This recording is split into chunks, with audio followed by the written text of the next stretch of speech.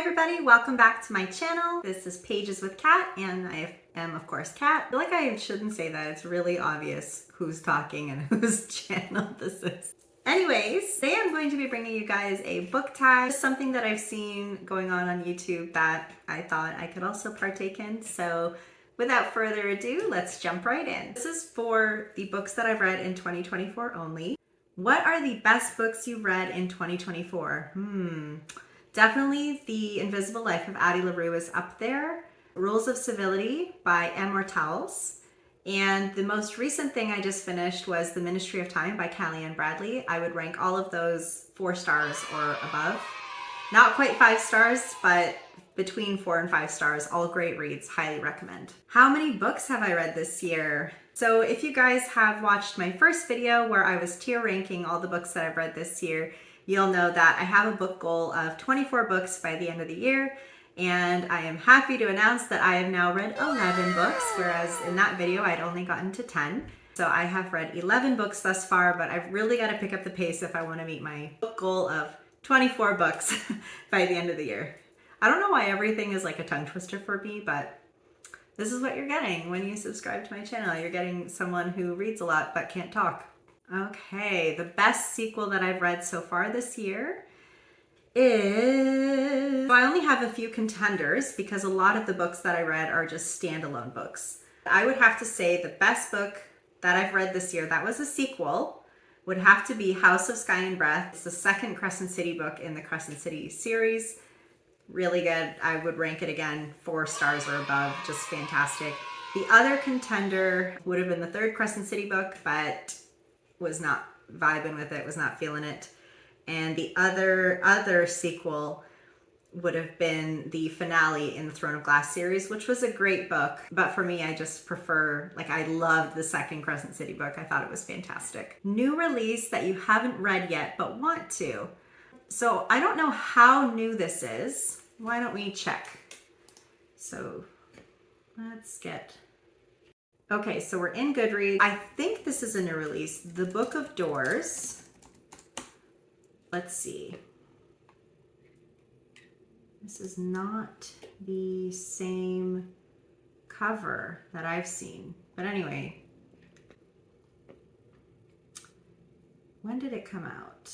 Okay, yeah, so it's a new release. It came out this year in February. And it is on my to-read list. So that's The Book of Doors by Gareth Brown. You could open a door to anywhere. Where would you go? So apparently this is about a door can become any door to anywhere kind of thing, which I think is really cool. I'm really excited to read this book. I think it's going to be good. So that's the book that is newly released that I'm excited to read. Okay, we also have a question about the most anticipated release for the second half of the year. I don't have one. I don't know what is up and coming. I've just kind of gotten back into reading, so I unfortunately don't have an answer for this.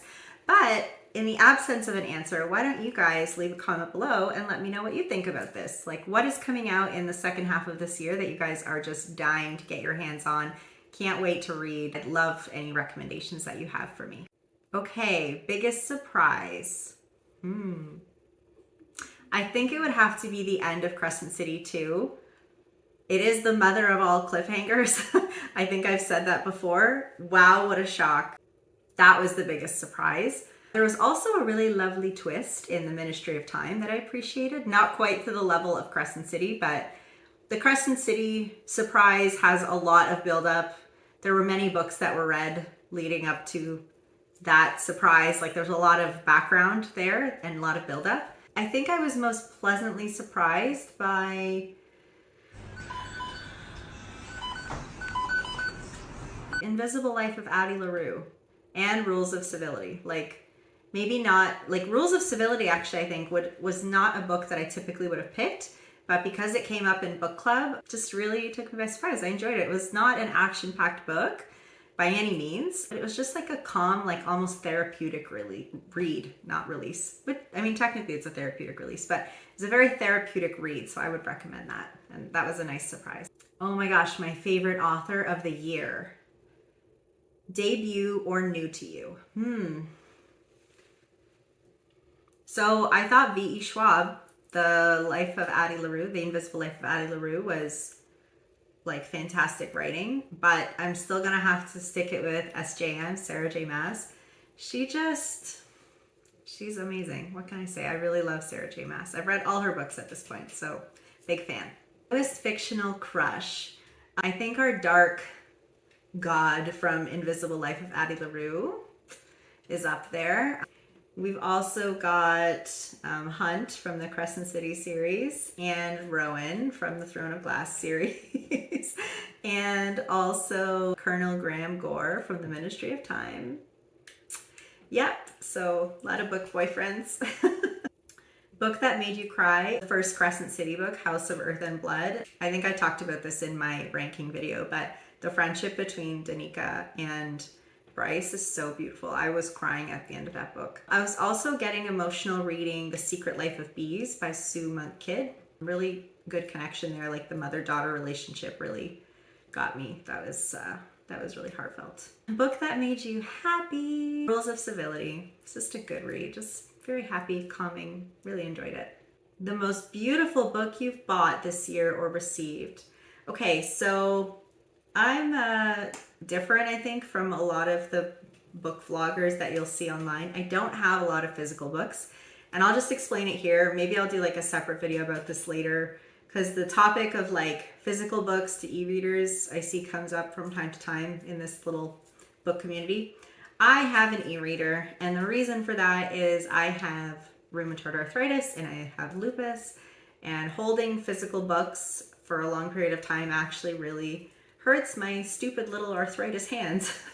So I have an e-reader, and it's something that I can either prop up, you know, on a counter or on the board when I'm in the bathtub or whatever, or it's something that I clip into place and I have a clicker, and it's just a lot more gentle on my hands. Not to mention, you know, e-readers are kind of like such a nice way of compacting all of your books in one. I'm a very minimalist type of person. I don't like a lot of clutter or what have you.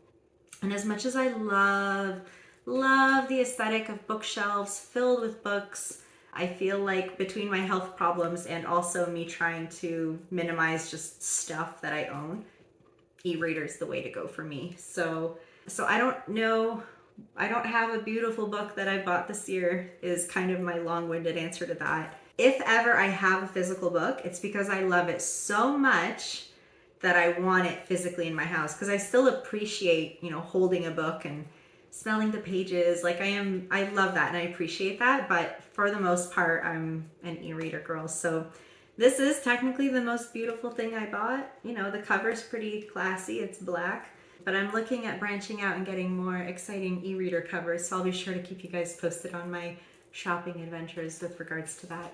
What books do you need to read by the end of this year? I did talk about this in my tier ranking video, but I will repeat myself. Thank you for watching this a second time. If you're watching this next list a second time, I appreciate it. I'm going to be looking down at the screen here because I've got a screen recording situation going on. So the books that I still want to read this year, currently on I can't even talk. We're currently on The Murder on the Orient Express by Agatha Christie for book club. And I'm going to talk about, I'll go through the book club books first. After we read the Agatha Christie book, we're going to be getting into The Alchemist by Paulo Coelho. And I am going to breeze past this because I literally just talked about all this in another video. Next is Verity by Colleen Hoover. Then we're going to be reading Pretty Girls by Karen Slaughter. And then ending off the year reading a classic, Little Women. Outside of book club, to reach my goal of 24 books by the end of the year, I'm also going to be reading This Is How You Lose the Time War by Amal El Motar. Sorry if I'm saying that wrong. Hopefully I said it correctly. And Max Gladstone. Going to be reading A River Enchanted by Rebecca Ross. Ready Player One by Ernest Cline. Tomorrow and Tomorrow and Tomorrow by Gabrielle Zevin. Happy Place by Emily Henry and Beach Read by Emily Henry. These books are constantly highly recommended. So I'm going to be reading Iron Flame, which is the continuation of Fourth Wing, which I read earlier this year by Rebecca Yarros. Really looking forward to that. Going to be reading And Then There Were None by Agatha Christie, another classic. And finally, The Book of Doors, which we already talked about earlier. So those are the books I'm hoping to finish reading by the end of the year.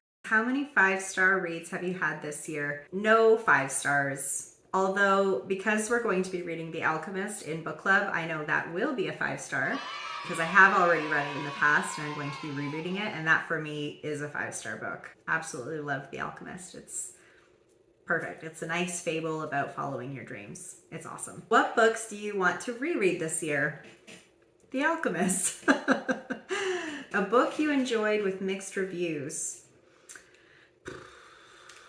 I feel like the Ministry of Time was really hit or miss for people, but I still enjoyed it. I did just do a review on this book if you guys want to check it out on my channel. Link will be in the description. Okay, 5-star predictions for the rest of the year. I'm hoping I absolutely adore the Agatha Christie books, Little Women by Louisa May Alcott, because those are classics and I so want to enjoy them as much as, you know, history has hyped them up. And now to end off my book tag, I'm going to throw a question back to you guys, which is something I would love for you to leave in the comments. What has been your favorite read this year and what would you recommend for me to read? I would love to hear your recommendations in the comments below. So until next time, thank you guys so much for tuning in. I hope you guys enjoy your day wherever you are and happy reading.